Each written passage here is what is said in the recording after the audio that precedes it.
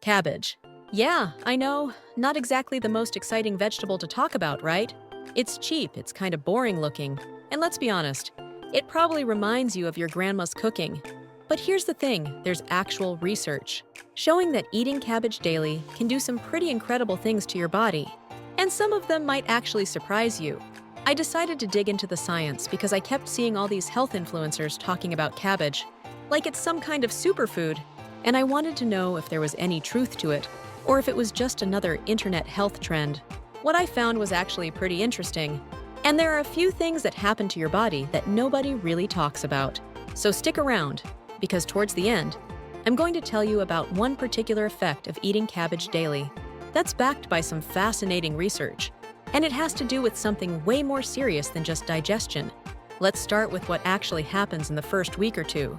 When you start eating cabbage every day, and I'm talking about a reasonable amount here, like 1 to 2 cups, not going crazy and eating an entire head of cabbage at every meal, the first thing you'll probably notice is what's happening in your gut.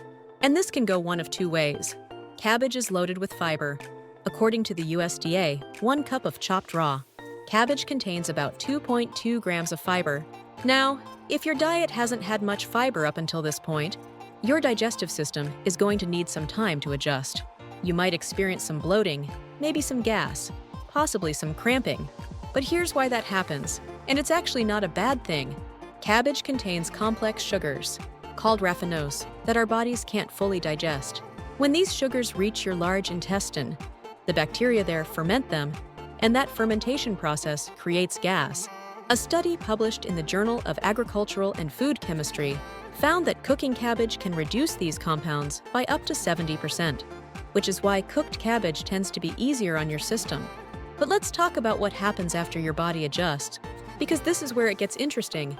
That same fermentation process that's making you gassy is actually feeding your beneficial gut bacteria. Research from the journal Nutrients found that the fiber in cruciferous vegetables, like cabbage, acts as a prebiotic, meaning it feeds the good bacteria in your gut. And this isn't just about digestion.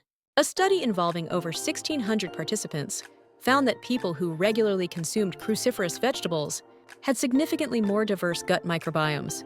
Why does that matter?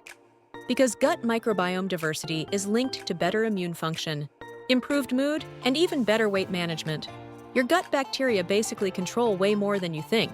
Here's something else that happens pretty quickly. Your inflammation markers can start dropping. Cabbage, especially red cabbage, is packed with anthocyanins, which are powerful anti-inflammatory compounds. A clinical trial published in the Journal of Medicinal Food had participants consume red cabbage extract daily for 12 weeks, and they saw a significant reduction in inflammatory markers like C-reactive protein. Now, you're probably not going to feel inflammation dropping the way you'd feel a headache going away. But if you've been dealing with chronic joint pain, skin issues, or even just general puffiness, you might start noticing improvements after a few weeks of daily cabbage consumption. Eating cabbages will more than fulfill your vitamin K needs. Let's talk about something that honestly shocked me when I was researching this. The vitamin K content. 1 cup of raw cabbage contains about 57% of your daily vitamin K needs. But here's the kicker, if we're talking about cooked cabbage. That same cup can contain over 160% of your daily requirement.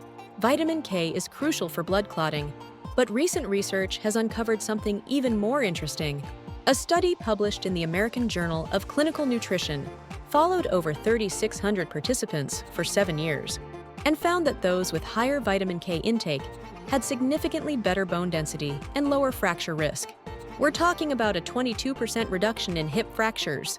So if you're eating cabbage every day, you're essentially giving your bones a protective shield without even thinking about it. This is especially important as we age.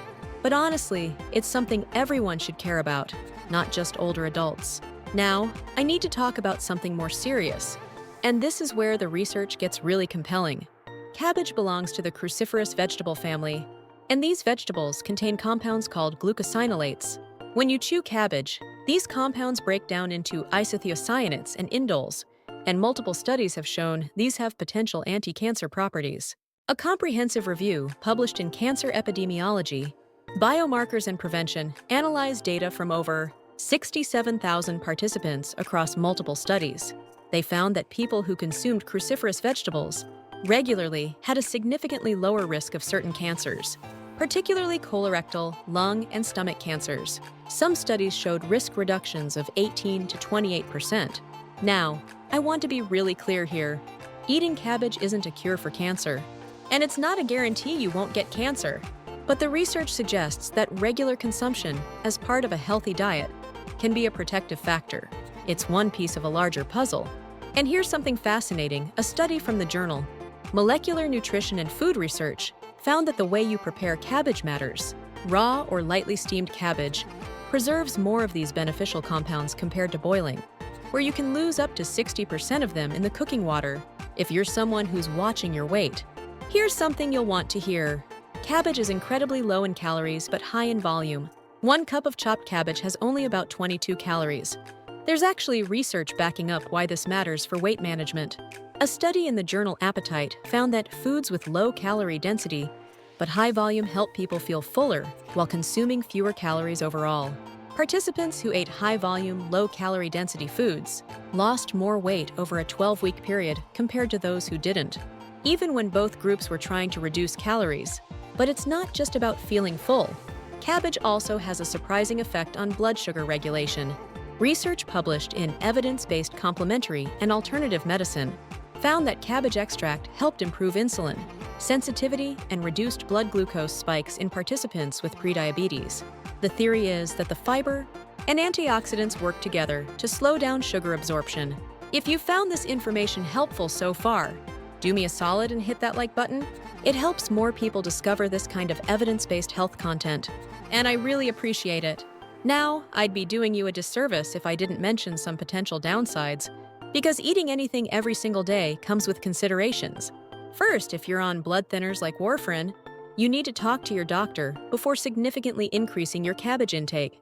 That high vitamin K content I mentioned earlier, it can interfere with how these medications work.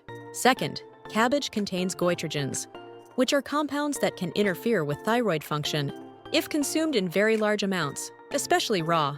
However, a review in the European Journal of Clinical Nutrition concluded that normal, dietary amounts of cruciferous vegetables don't pose a risk to thyroid health in people with adequate iodine intake. The key word here is normal amounts. And finally, some people are just sensitive to cruciferous vegetables and might experience persistent digestive discomfort. If that's you, it doesn't mean there's something wrong with you or that cabbage is bad. It just might not be the right daily vegetable for your body, and that's completely okay. So what does eating cabbage every day actually look like in practice? You don't have to force down plain steamed cabbage if you hate it. Throw it in stir-fries, make coleslaw with a healthy dressing, add it to soups, ferment it into sauerkraut for even more gut health benefits, or roast it with some olive oil and spices. The versatility is actually one of cabbage's biggest advantages. Look, cabbage isn't going to magically transform your health overnight, and it's definitely not a miracle food, despite what some people on the internet might tell you. But the research does show that regular consumption can support gut health, reduce inflammation, provide serious bone-protecting nutrients, and potentially lower your risk for certain health issues. The key is consistency and variety. Don't eat only cabbage, but making it a regular part of your diet alongside other vegetables, whole grains, proteins, and healthy fats. That's where you'll see real benefits. If you want more videos breaking down the actual science behind everyday foods and health trends, make sure to subscribe. I'm always digging through research so you don't have to. Thanks for watching, and I'll see you in the next one.